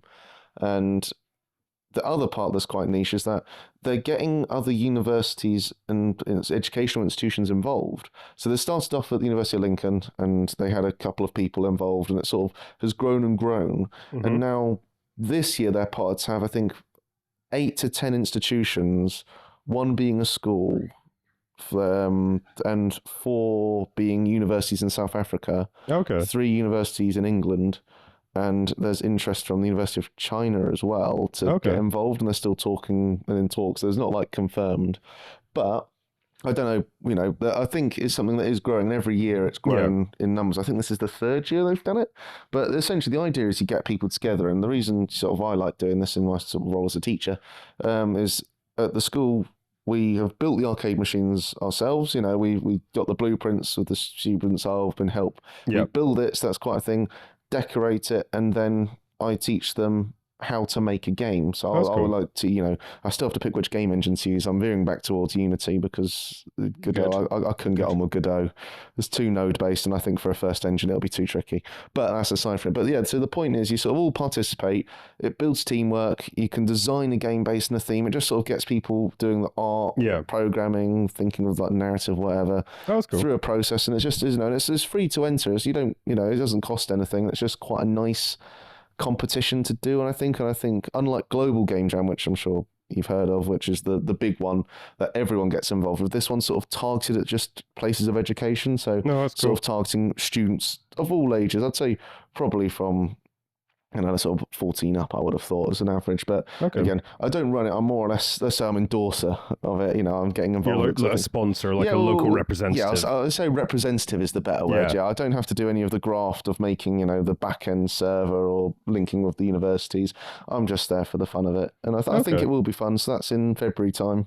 Nice. You'll be known as the person who got it into schools, won't you? Yes, yeah, I'm the one that sort of helped link it to get into a school. So how long has it taken to build the arcade machine itself at the school? Well, the thing is I think it's different because you're out of school and you've got to work to a school timetable. But it's taken maybe like 4 or 5 sort of hour and a half long sessions to build it, and it's pretty much mostly built. The computer's built and the buttons they're just not merged together. Hopefully it'll be done by the end of September. We just need to finish the last bits of building it and decorate it, and then put the monitor in and the buttons in and the thing. But everything works separately. And then the idea behind it is I'll have sort of control of what games to put on it. And again, hopefully, me and Ollie will make 2 separate games next week. Yes, this is next week. Cool. Yeah, as well as a rival game jam where we will. So there'll be some extra things to put on it. Yeah, so like Chris in the kind of arcade machine, we're going to put both of our games that we're making onto it, and it's kind of like a little competitive thing we've got between ourselves. But I think it'll be good fun. So we're giving ourselves 48 hours, and we just agreed the theme is retro. And it just has to fit on an arcade machine. Yeah, retro, and it has to have a high score. High score. Sorry, it has to have high score. So retro and it has to have high score. We kept it quite loose. Yeah. And we can sort of semi-test it, but it's not fully built. We can give it a good go. And so I think what I'm doing though, and I don't know if this is, I'm going to do 40 hours, but I'm going to spread it over a week. Yeah, I'm going to do that. Yeah. I've got, you're going to do logged hours versus over an elapsed period of time. So when I start, I'll start the timer, and I'll, let that tick over, and then when I stop, I'll pause the timer. Which is, I do love doing a full 48-hour game jam in one go. Yeah. But it is very exhausting and tiring, and I still have a life to sort of have in my holiday and see people. Yeah. And my partner and family wouldn't be best impressed if I just sort of lock myself away. The problem is we're doing it next week, so it's basically. I'm going to stream when I make it, so I've got to somehow fit it. I will do 8-hour days to do it, probably. I mean, to fit it all in 1 week is going to be quite tricky if you don't do 8 hours a day. Yeah, I think I can probably get more than that in some days and less than that. So I don't know. I'll see how it goes. Yeah. I might. The thing is with a game jam, I could just get unbelievably locked in and just blast 16 hours in one go. No, that's fair. But it depends how annoyed I get. We'll just see the breakdown that I have during my live stream of me making this thing. That's fine. I think we should definitely have another session where we kind of bring you back if you're interested, and we talk about how it went and get a debrief on how a game jam went for you guys. Yeah, I'm well up for that. Yeah. Yeah, I think it'd be really fun. No, I think it's a really good project. When Toron first told me about this arcade machine, it was really exciting because it's one of those projects you don't often have gaming pushed in a school, which I think isn't a bad thing. I think like gaming's really good to get people involved in programming. There's so many different roles: artists, musicians, voice acting, voice actors. Yeah, exactly. Yeah, there's all these things that people can do, and it can bring teams together, and it's really multifaceted in terms of like what people can do and take part of it, especially for the game jam. So I think it's really good, and it's a really nice twist on it to have this arcade machine that then people can play each other's games really easily. And I think you said you were going to put the arcade machine in like a public place in the school. That'd be cool. Smashing for open days, you know. Like do it in the I'm not going to say the place, but the coffee shop would be a good spot for it. Yeah. I think you move it around the school, can't you, at different times, and just have it now in this location. It would just stay near me wherever I am at any particular time. Just in a lesson, you're just like, do you know what? I just got to quickly go beat this high score. It's just late. Sorry, guys, I was late to this teacher's lesson because I was, trying to beat. If I see someone getting a higher score than me while they're still playing, I can probably try and remote access into it from my phone and kill the arcade machine. Just unplug it. Smart plug. Smart plug. You don't need to go and plug it. Yeah. Click. Oh, what a shame. What a shame. Yeah. It does that when you get a certain score. Yeah. Quick one. Are you going to get like a fight pad to like test it as you're developing it, or are you going to upload it to the arcade machine every single time you're going to test it? I think because it was with joysticks and buttons, I think it's easy at this moment to sort of do it on the arcade machine and sort of upload it as a test mode. But at the moment, the quantity of people that'll be doing it will be quite small. So I think that'll be reasonable. But maybe as time goes on, and I know the people are making a mini one that's like a box height, that's like a flat arcade machine. Yeah, like the coffee. I love the coffee. Yeah, just like those ones, which is a bit more, standalone, smaller. Yeah, which that could be a thing for that. Yeah, but that's a long way. That's a long way off. I've still got to build it and actually do it and make something that works. Nice. Yeah, sounds That's why I got Ollie to try and make a game because between two of us, one of them will work. Hopefully. Yeah, hopefully someone will actually finish the game on time. But yeah, that'll be. I will finish it in 48 hours. Okay. And I'll have instructions on how to play the game. Instructions. That's incredible. Instructions are the hardest bit. Apparently, F4 is the quit button normally. Exactly. Yeah, doing an actual menu. Just turn off the PC. Why turn off the game? Yeah. That makes sense. Yeah, instructions is craziness for a game jam. Well, yeah. It shouldn't be the last thing you think about, right? When you're uploading the game, you shouldn't be like, oh shit, how do I actually play this? I don't have time to do that. I mean, there's buttons in front. You just get on with it. Yeah, you just work out how to plug in. I remember going to an arcade and just been like, how do I play this game? So it's got buttons. You just work it out. Yeah, I think they do normally give you like some idea of like this is up, down, it's usually right. on the side of the screen, like on the side of the box. Notepad.txt. That's all you need. Yeah. Okay, fine. Yeah, but then you pay more money in the arcade machine if you don't know how to play it. Oh yeah, can I take money in? How much revenue am I making? I'll put a contactless thing. Yeah, get a little contactless beep. Bitcoin, cryptocurrency I can sell with this game. I've got 5 Bitcoin now. Yeah, how much microtransactions can I do with this? Yeah. You can make like DLC where you give yourself money. Yeah. Buy more lives, just like tap your phone. Buy more lives, yeah. I think that would actually work quite well. Probably would do. Well, I mean, that's what arcade machines were back in the day, right? I don't know what the legality of that is. I'm sure it's probably quite grey area. Grey's optimistic. Yeah. Well, speaking of designing games, we're at the bit near the end of the podcast, and we always end with a particular segment. Tristan's getting ready, and this is just a bit of context. This is one of our viewers, Henry's favorite bit, which I don't know why. Henry is a friend of Tristan's, and I know Tristan introduced me, and he normally listens to this podcast while he's farming. He's out in a combine or a tractor, which he's not doing now because all the plants are dead. But he's already done his harvest apparently. There you go.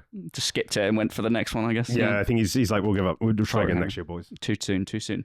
But this is his favorite bit, so hopefully you cheer him up while he's not doing the farming. Yeah. So what I'm gonna start off with the initial answer, then Toron's going to help me out. Okay, I think that's what we're going to do. Okay, I don't even know what's going on. Well, the concept of what's going to happen here is this is rage baiting Ollie in a good sense. So basically, we try and design a game, every single thing, and just talk about it conceptually. We'd have to talk about the mechanism and stuff like that. So I give Ollie a word.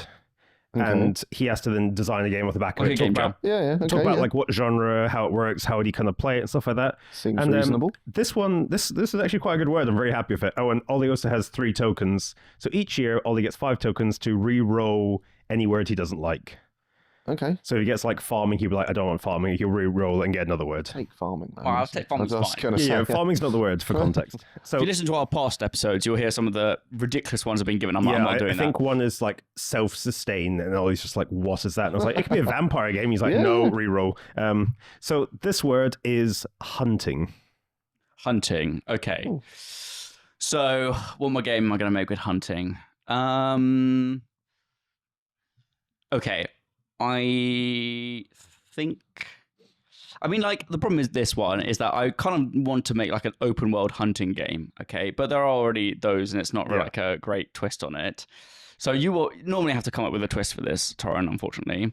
And so... you have to be imaginative. You can't go hunting and be like, I'm going to make a deer hunting simulator. Okay, hunting, okay? Yeah. You are trying to find your lost sister, okay? You're hunting for her. Okay. And as part of this, you were camping in the woods. Yeah. And in the middle of the night, you're in separate tents with your sister. Whether adults are in this situation, I don't know. These are children, obviously. You're playing as like a, think like a limbo style child, that kind of thing. 2D, yep. So, well, no, it's not 2D. It's going to be a 3D game. Sorry. No, but I was talking about like the concept where the protagonist is like a child, basically. Oh, okay. But they're in like, the world's scary and maybe seem perceptually different. Right. So you're in the woods camping. Again, don't know where the parents are in this situation. And your sister goes missing. And then it's your job to kind of like go find her in the wilderness. And we'll make it dark, so you do have a hunting gun at some point. You find it, and it's the way to defend yourself occasionally. When you go into like a mine or something like that. It seems more like searching than hunting. Hunting and searching are the same thing. No. If I said I'm searching for my friend Ollie versus I'm hunting for my friend Ollie. Well, it's a bit of a dark... Well, you're hunting for the person who took your sibling. Okay. Yeah. Okay, so she's taken now. You're doing I think at the end of the game, you do have to, with the hunting rifle. Yeah. Okay. If you don't have any bullets at the end of the game, when you find your sibling, you lose. Basically, you can't shoot the person who took. You don't know this when playing the game, obviously. Right. So it's a weird twist ending. It's kind of like one of those things where you get to the end of the game, you get the bad ending, right? Yeah. But the good ending is if you have saved some ammo. The good ending's murder. It's not murder. It's revenge. It's revenge. Revenge. Okay, fine. But it's like you got to climb obstacles. The game is it the Big Walk has just come out. It's like elements of that, but in first person, you're running around trying to find you're solving puzzles to get ammo for this gun. So then you, at the end of it, you work out... but you're like climbing, you have to investigate like an old mine. And you do have to, you're hungry. Maybe let's add some survival elements. You do have to shoot animals. That fixes the game. Just act as survival. Well, I'm not fixing the game. I'm fixing this name hunting, the word you've given me. Is it going to be roguelike now? I don't think we can add it roguelike. Wait until the next update, he'll be like roguelike. It's like a first-person platforming game kind of thing. First-person platforming. Yeah, in the mine you have to jump over some rocks. I don't know. Okay. Well, I'm not level designing now. I'm just free flow the level design right now. But anyway, you have to eat food and you have to cook each night. It takes you 3 days to find your sibling. So you have to survive those 3 days. Majora's Mask, you got your 3 days. Yeah, exactly. Yeah. Or the moon's going to hit you. The moon's going to hit you. Yeah. That's a good twist. Yeah. They wouldn't expect that. If you don't have enough bullets, the moon's going to hit you. You get hunted, yeah. Oh. Can I just change the game? You know that thing that people say, if there was a snail and it was chasing you for the rest of your life. Yeah. Okay. Oh, yeah. This is a game, which is an open world game. So they've literally imported the whole of the world in. So kind of like they do for Microsoft Flight Sim, but on Earth. And you have to basically just survive from the snail, basically. I think there is a game like that at the moment where it's like your mouse and there is a snail slowly going after your mouse. If you have a look at it now, that's a virus. I'm sorry, that's a virus. No, going up to right now, there is a screen game where you basically have to just type in mouse cursor snail. But yeah, there is a game. There you go, snail computer mouse. Basically there's a game that someone's developed on Steam. There you go. Don't touch the snail. There we go. And basically the snail slowly falls. And there's a guy who's been playing it for 15 days straight. And basically people are trying to work out how it's happened or how he's done it. But yeah, basically it's just there you go. An immortal snail is chasing my mouse cursor. And basically people are playing it. It's not Is it different from a first person? No, but I'm just saying it's an idea that's already happened. I basically created an apocalypse game, but for a snail chasing you. Could you imagine how pissed off you'd be if you just missed the jump a little bit? And got you. Well, the thing is, because it would also work in real time. So if you shut down the game, went to work or school. The snail's still coming after you. You come back, it's calculated its movement. It's Ark and Valheim. I think the snail has to go a bit faster. Like it's a turbo snail. Oh, what we're thinking? Like, what is it? Turbo the snail. Yeah, it's just turbo. The Pixar film. We just see this blue line like it's Sonic as fast as that, but sprinting towards you. It's hunting you, and basically you have to keep going. And then I don't know, on the way you have to like earn money to pay for your travel or something like that as well. Okay, so can you buy bullets? No, there's no bullets. You can't shoot the snail. No gun. No gun. Gun's bad. But you also have to like find food and like survive as well. So it's Second Life with the just idea of a snail coming to kill you. Yeah, in a Microsoft Flight Sim world. Yeah. Yeah. Okay. Real life world. So, Toron, you're going to help me with this. Right, yeah. What have I missed from this snail game? Hear me out. You can adapt and just make your own, since Ollie's already changed the game idea. No, hold on. I think the second idea is so much better. We're going to go with the listeners. The listeners at this point. The listeners will agree with me. The snail got her. That's the issue. I like the snails. If you don't have a bullet at the end, you cannot kill the snail in the cave, the mine. How are you going to adapt this snail chasing game? Wow. Well, it already sounds like a bit of a masterpiece, but let's have a go. There's so much to work with as well. IGN have given it a 7 already out of 10. Wow. Yeah, too much water was the main argument. Too much water. Well, okay, so it's on. You're saying it's on Earth, like actual. Yeah, it's like Earth. a Microsoft Flight Sim. They've imported Earth. Well, how do you get money? You go work at a coffee shop, or you go. Yeah, you have to. You have to go to university to go get a job, and then we were talking about earlier about Tristan running a blacksmith. Yeah, could you run a blacksmith? It's a multiplayer game. Like it's an RP server. It's an RP server Does someone game. get to be the snail? Yeah. No. The snail. That should be the main thing. It's like a really bad game of tag, but someone's just a snail. Sounds a little. The snail's the AI. Like the snail knows exactly where you are at all times. It's a supercomputer that they've had to build to make so how does time pass? Like, it's just in real life time. Like every second's a second. Yeah. What if you quit the game? Does the snail keep going? It's like it's running on a server, so it's still running. So you've got to make sure you're on the game. Your character's still there in the world when you log off. You're just snoozing, and the snail's slowly approaching you. Yeah. Do you know where the snail is at any point? You can download a companion app, and it will tell you when it's within how close a certain time frame. It starts like they're in Rust when your base is getting raided, so you That'd get be an like alert. the world's worst thing. Can you imagine being at work and your phone just starts beeping? It's like the snail's close. Slam your phone down, get on the tube, and head $15.99 a month subscription for this companion app. This is making the money to survive. The snail's there. The last person alive also wins some prize money. I was going to say, what do you get? So obviously, the snail touched you. Dead, yeah? You're out of the game. So you're out of the game. You lose the game. You cannot. Why have you done that to me? Thanks for that, Tristan. Yeah.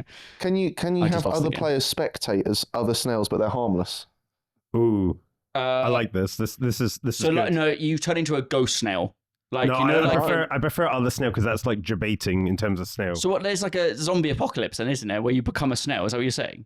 No. So let's say someone dies, you get got by the snail, you're out. Yeah. You then can respawn in the world as a harmless snail to go and mess with people because you could go near them. Because you might be another snail, but you also don't know if there's two snails and they're both 50 meters. It might be 50 meters that way. There must be something on the real snail that you're like, this is the real one. I don't think that. I think it should be a total you got. It should just be like pure panic. It'd be better if you're in like the countryside running a farm and you've got like to worry about snails. Like, is this the real snail I'm about to kick off? I love how you built this entire simulator where you can now run your own farm. I mean, that's how I want to do it. Someone's got to make the food for this world. Exactly. Otherwise, everyone's going to starve and also die. The hunger meter, isn't it? The hunger meter, you also get starved. It's the survival element. This economy is big, booming. So, Toron, do you either want to develop on this game or would you rather make a rival game with the word hunting? Oh, yeah, I'd already thought of a rival game ages ago. Go for it, there we go. Unbelievable. So hunting, for me, I'd be a steampunk bounty hunter. So I'd have like a steampunk world, loads of crazy weird robots sort of have gone AWOL mad, and you're a bounty hunter that has got to go and shoot them and kill them or stop them being evil. These little robots sort of go around, maybe sort of like a bit of a Zelda-y aesthetic perhaps, but it'd be more of like a, it'll be quite a vibrant world, I think, but I'd like, you could get a little airship you can upgrade so you can go further afield, get some guns you could upgrade, go further afield, kill stuff, and I think that when you shoot things, they just blow up in bolts and things, that'd be quite fun. I like that. But I'd say you're a bounty hunter. That's a better concept. It reminds me of, do you ever see, Oddworld, that like world of games like Abe's Odyssey and stuff like that? Oh, yeah. They made like a hunting one of that. It gives me like vibes of that, which I quite like. Yeah, I like that. I mean, the snail one's different.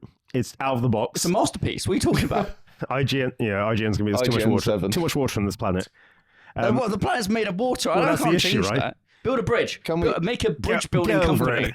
Can we develop DLC and do it on other planets? Mars. So you got to build your own space thing. Yeah, there's a snail. That's a skill tree. And then you find out the snail is on the rocket ship with you. No, that's the bad ending. That's a Doctor Who end. Surely, yeah. Oh god. So, well, I think we'll let the listeners decide in the comments, or you can email it. What was our email? We have an email for this podcast. podcasts@dungeoneers.tv. There you go. Yeah. Podcast@dungeoneers.tv. See, I had a better idea, which is completely different, but like... You're not allowed to come up with these ideas. You just come up with the name. I just do production. For the sake of just finding out what you had, what was your game? Oh, mine was going to be, I was going to call it Pack Crackers. Hear me out. So hear me out. It's like a card collecting roguelike game. Okay. So you're hunting for high value cards, and basically you're in debt. You're trying to buy cards so you can get yourself out of debt. Doesn't that already exist? Does it? It's like a trading card shop game. I think it's called trading cards. No. It'd be more like 2D kind of pixelated graphics. And you can choose to go to fairs and stuff and try and sell stuff. Okay. Yeah. And basically you'll be hunting for those hits. Like a shiny hunter. Yeah, exactly. Okay. Yeah. So you're hunting for the rare cards. You just got card shows and stuff like that. Yeah. So basically you'd start off and be like, oh, you've taken a loan because your life's shit. You're like, what else can I do? You're like, fuck it, I'll double down and just try and get into TCGs. Sorry, if I was in a huge amount of debt, the first thing that's going to go to mind, do you know what? I should start collecting Pokemon cards. Some people will be like, I'm going to double down. This is how I get out of debt. This is my debt. There are actually people like this, to be fair. I think if you're in a huge amount of debt, you might think, well, obviously doing what I normally do is not working out for me. So, I mean, working 9 to 5 is not working. I'm going to double down and get into the cards. So basically, you buy cards, you owe money to a loan shark. So you have to crack packs, sell the bulk, and either grade stuff that takes time, so it's 2 to 3 days for it to get graded, come back, and it's worth more, or you sell the raw value at a lower rate. But then there's a chance you could also get scuffs, all that sort of stuff in different varieties. Take it to card shows and you sell it, and you're basically hunting for the good cards. Is the objective to get out of debt? It's get out of debt. Nice. But each time you could you might pay off half your thing, and then you'd be like, oh, and you've now got to pay me the interest, and you're like, oh shit, I've got to do that. Or you get more loans that would be like, I can definitely make more money, so I can get this bit of my game now. See, no one's going to invest in your games because they're not a live service game like mine, so you're not going to get the investment. I don't have live currency or crypto you have to invest into. I said the companion, why isn't the money the real money? You just swipe your card each time. Every pound is a real pound. Yeah. I'm actually the debt collector, just like, where the fuck's my money? Yeah, I'm actually using it to mine crypto in the background. That's why the game's it all goes back to that, doesn't it? Yeah, it has to go back to crypto. All goes back to money. Mine is, my game is not a hidden crypto miner, so there we go. Surely that's good. Which one? Is this the one with the girl that gets shot? None of the games I make are hidden crypto miners. Okay, well... Anyway, snail hunting worldwide. Snail hunting? I think being hunted by the snail. Yeah. Hunted by the snail. Not searching. No, that was the previous delineation. Game. Yeah, I think. Look, I've just created a better game. It's just you've had 2 chances. So I'm glad you've developed since the last one. To be fair, well, I didn't change the name of the game, so I've still got my tokens. It's all good. Yeah, that's fair. Yeah. Valuable tokens. Yeah, so we've got 3 until the end of this year. So you've still. So you've probably got. I'm still going to record my episodes then, as it happens. Yeah. Yeah. We'll find out. There'll probably be a time when I do need to use those tokens. Obviously. Yeah. Perfect. Well, that's it. That's been a good podcast we made episode. It. You'll be very surprised to know it's gone over the hour allotment, Ollie. That is crazy. How are you dealing with this? Normally, you kind of got me onto the hunting game, so you kind of kept me going. That kept it going for another 40 minutes. That was good. Yeah. Excellent. No, it's absolutely fine. Get a word in. So, Toron, how did you find the podcast? What did you learn today?